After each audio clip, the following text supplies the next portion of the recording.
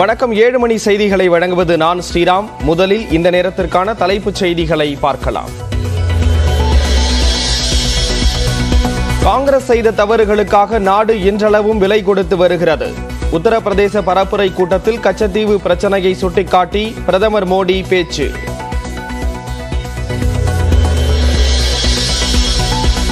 பத்து ஆண்டுகளாக கச்சத்தீவை மோடி மீட்காதது ஏன் என செல்வ பெருந்தகை கேள்வி. கச்சத்தீவு விவகாரத்தில் வரலாறு தெரியாமல் பாஜக பேசி வருவதாக டிகேஎஸ் இளங்கோவன் விமர்சனம்.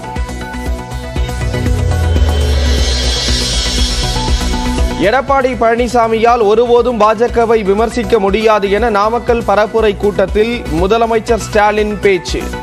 அதிமுகவின் குடுமி இப்போது பாஜக கையில் இருப்பதாக விமர்சனம். பழனிசாமி அவர்களே, உங்களால் ஒருபோதும் பாஜகவை விமர்சிக்க எதிர்க்க முடியாது. அதுக்கு துணிவு வேண்டும், முதுகெலும்பு வேண்டும்.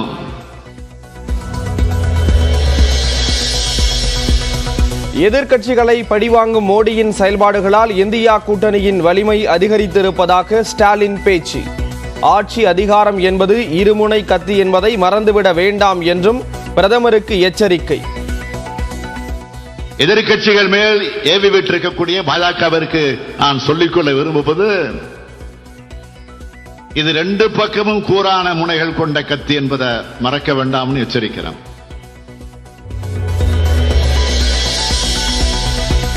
பாஜகவை கண்டு அச்சப்பட வேண்டிய அவசியம் அதிமுகவிற்கு இல்லை என சிதம்பரம் பரப்புரை கூட்டத்தில் இபிஎஸ் பேச்சு.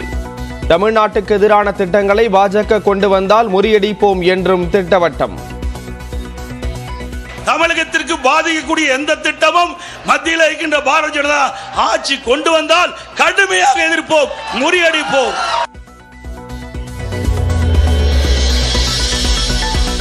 காங்கிரஸ் வங்கி கணக்கு முடக்கம், எதிர்க்கட்சி தலைவர்கள் கைது ஆகியவற்றின் மூலம் தனது குரலை பாஜகவால் ஒடுக்க முடியாது.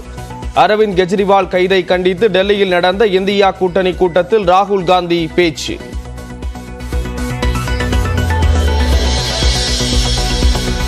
கையில் காங்கிரஸ் கொடியுடன் புதுச்சேரியில் வாக்கு சேகரித்த அமைச்சர் உதயநிதி ஸ்டாலின்.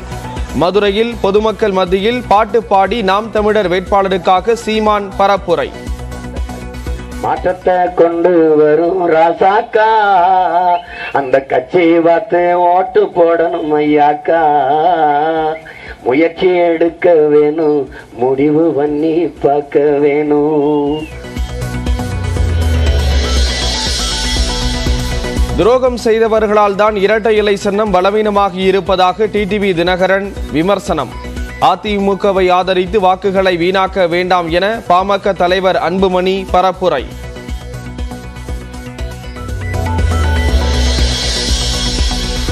திமுக கூட்டணிக்கு கிடைக்கும் வாக்குகள் உணர்வு பூர்வமானவை என அமைச்சர் டிஆர்பி ராஜா பேட்டி. அதிமுக பாஜகவிற்கு ஏன் வாக்களிக்க கூடாது என நியூஸ் 18 களம் 18 நிகழ்ச்சியில் ஆசிரியர் கார்த்திகை செல்வனுக்கு அளித்த நேர்காணலில் விளக்கம். நிச்சயமாக அதிமுகவுக்கு போடுற ஓட்டும் பாஜகவுக்கு போடுற ஓட்டும் ரெண்டுமே ஒரே ஓட்டு தான், ரெண்டுமே அதே ஓட்டு தான். அதனால எந்த காலத்திலையும் தமிழகத்தில் அதிமுகவுக்கோ பாஜகவுக்கோ வாக்குகள் இல்லை. சென்னையில் வர்த்தக பயன்பாட்டிற்கான சிலிண்டர் விலை 30 ரூபாய் 50 காசுகள் குறைப்பு. 1930 ரூபாய்க்கு விற்பனை.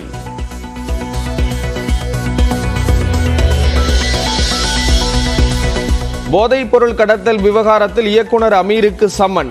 ஜாஃபர் சாதிக்குடன் தொடர்பில் இருந்ததாக எழுந்த புகாரில் நாளை விசாரணைக்கு ஆஜராக மத்திய போதைப் பொருள் தடுப்பு பிரிவு உத்தரவு.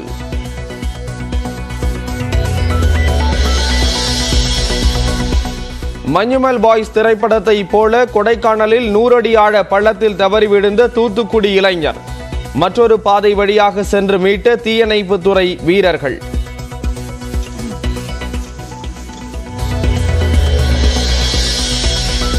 கன்னியாகுமரி மாவட்டத்தில் சீற்றமாக காணப்பட்ட கடல்.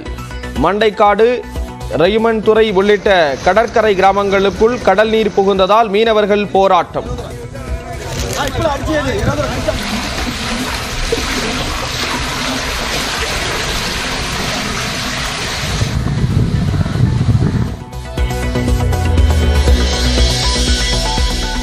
புதுச்சேரியில் வாய்க்கால் தூர்வாரும் பணியின் போது பக்கவாட்டு சுவர் இடிந்து 5 தொழிலாளர்கள் பலி. தேர்தல் அதிகாரிகளுடன் ஆலோசித்து நிதி உதவி அறிவிக்கப்படும் என துணைநிலை ஆளுநர் CP ராதாகிருஷ்ணன் உறுதி.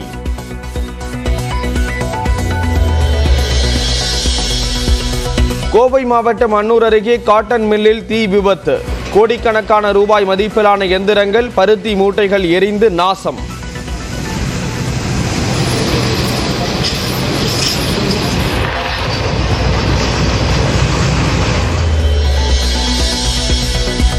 அசாம் மாநிலத்தில் கொட்டி தீர்த்த கனமழையால் கவுஹாத்தி விமான நிலையம் ஸ்தம்பித்தது. மேற்கூரையின் ஒரு பகுதி இடிந்த நிலையில் கொட்டிய மழை நீரால் விமான சேவைகள் பாதிப்பு.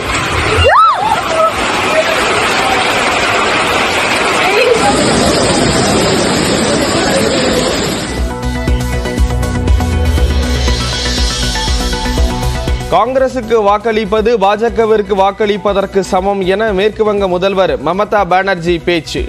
கிருஷ்ணாநகர் தொகுதியில் மகுவா மொய்த்ராவிற்கு ஆதரவாக வாக்கு சேகரித்தார். নবদ্বীপের আগে ইসকন মন্দির তৈরি হয়েছে, ওটা একটা বড় টাউনশিপ তৈরি হয়। டெல்லி அணிக்கு எதிரான IPL லீக் ஆட்டத்தில் சென்னை சூப்பர் கிங்ஸ் அணி தோல்வி. கேப்டன் தோன் 3 சிக்ஸர் 4 பவுண்டரி விளாசிய போதும் 20 ரன்கள் வித்தியாசத்தில் டெல்லி வெற்றி.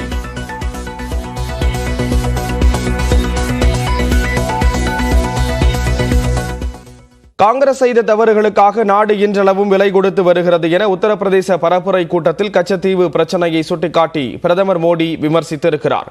மீரட் நகரில் நடந்த கூட்டத்தில் பேசிய அவர் 10 ஆண்டுகால பாஜக ஆட்சி ட்ரெய்லர் தான் எனவும் 3வது முறையாக ஆட்சி அமைக்க தயாராகி வருவதாகவும் கூறினார். அடுத்த 5 ஆண்டுகளுக்கான செயல் திட்டங்களை வகுத்து வருவதாக குறிப்பிட்ட அவர் ஆட்சி அமைத்த 100 நாட்களுக்குள் மிகப்பெரிய முடிவுகளை எடுப்பதற்கான பணிகள் நடைபெற்று வருவதாகவும் தெரிவித்தார். மேலும் அயோத்தியில் ராமர் கோயில் கட்டப்பட்டதை சுட்டிக்காட்டிய பிரதமர் மோடி சாத்தியமில்லை என கருதப்பட்ட பல விஷயங்களை செய்து முடித்துள்ளதாக கூறினார்.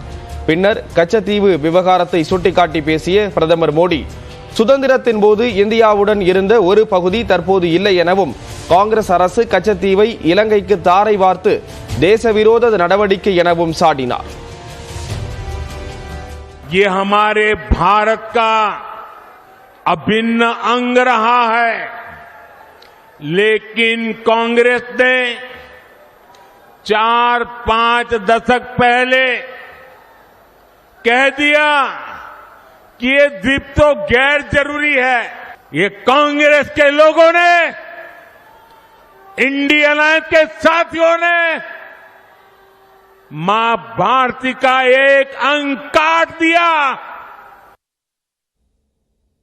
காங்கிரசும் திமுகவும் சதி செய்து கச்சத்தீவை இலங்கைக்கு தாரை வார்த்து விட்டதாக பாஜக மாநில தலைவர் அண்ணாமலை குற்றம் சாட்டிய நிலையில் அவர் வரலாறு தெரியாமல் பேசி வருவதாக திமுக செய்தி தொடர்பாளர் TKS இளங்கோவன் விமர்சித்திருக்கிறார்.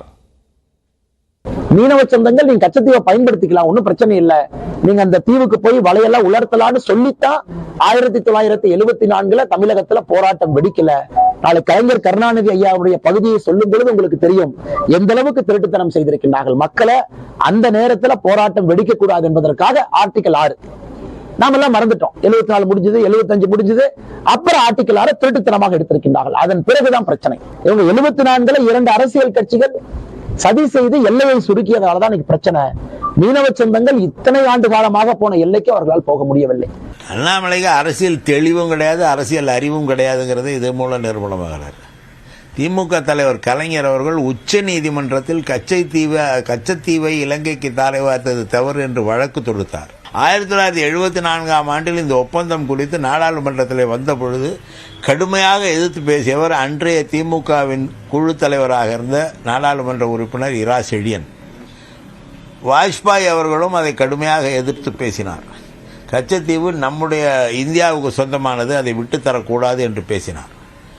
ஆனால் அந்த எல்லை மாற்றும் பிரச்சனையில் கடல் எல்லையை நம் பக்கம் தள்ளி வைக்க வேண்டும் ஒரு ஒப்பந்தம் போட்ட அந்த பிரச்சனையில் பழைய எல்லைக்கும் புது எல்லைக்கும் இடைப்பட்ட தீவுகள் எல்லாம் இலங்கை பக்கம் போய் இணைந்து விட்டன என்பதுதான் வரலாறு.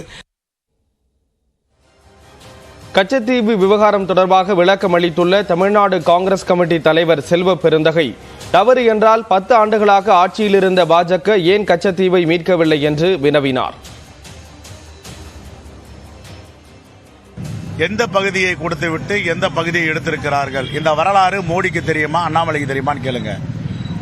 செழிப்பான செழுமையான கடல் பகுதிகளை அன்னை இந்திரா காந்தி அவர்கள் மீட்டெடுத்திருக்கிறார்.